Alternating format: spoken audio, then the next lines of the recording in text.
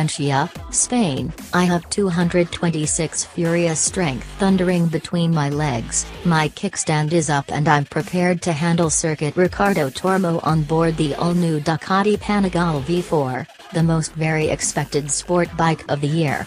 But at the same time I'm slightly occupied by the sound radiating from the underslung fumes. It doesn't seem like the brand's customary V-twin design, since it isn't. The new Panigale is Ducati's first historically speaking V4 fueled creation cruiser.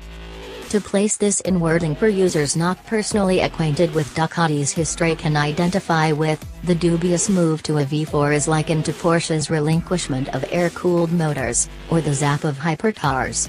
The 1103cc V4 imparts a design to Ducati's fascinating MotoGP race bicycle. Dissimilar to the more traditional 180-degree crankshaft found on V4 controlled bicycles. For example, the Aprilia RSV4, the Ducati utilizes a 70-degree wrench stick counterbalance and a twin-beat terminating design that influences it to run like two consecutive V-twins, terminating with a 1-2 beat along one bank, a concise interruption, at that point another 3-4 beat.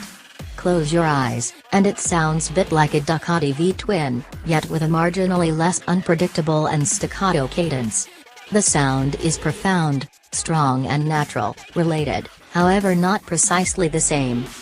To be reasonable, there have been V4 Ducatis, yet they weren't creation models, the restricted generation Dissimilar, which was basically a street-legitimate spin-off of the 2007 season MotoGP bicycle, and the 1960s period Apollo model, a disastrous would-be Harley executioner, of which just 2 were manufactured. The power plant's one-of-a-kind highlights, for example, a counter-pivoting crankshaft that diminishes the gyroscopic impact of moving parts to enable the bicycle to corner while lessening the inclination to wheelie, are likewise gotten from the organization's MotoGP bicycles. All things considered, the new V4 produces 214 strength, or a staggering 226 horsepower with the discretionary acropovic race deplete, and 91.5 pounds-to-foot of torque at the wrench. You could short-move the Panigale on a course, however that'd get you cut around speedier activity. Remain on it, and there's a substantial extent of mid-range torque and an anxious move to redline that tops off an amazing surge of energy. While the grip is required while connecting with first rigging, Ducati's alleged quick-shift framework dispenses with the requirement for the left lever when moving any place amongst second and sixth. Essentially kick the foot lever up and the following rigging connects with, tap it down, and rev coordinating updates the motor for the apparatus beneath, empowering smooth mid-corner moves simply like any ordinary, paddle move prepared supercar.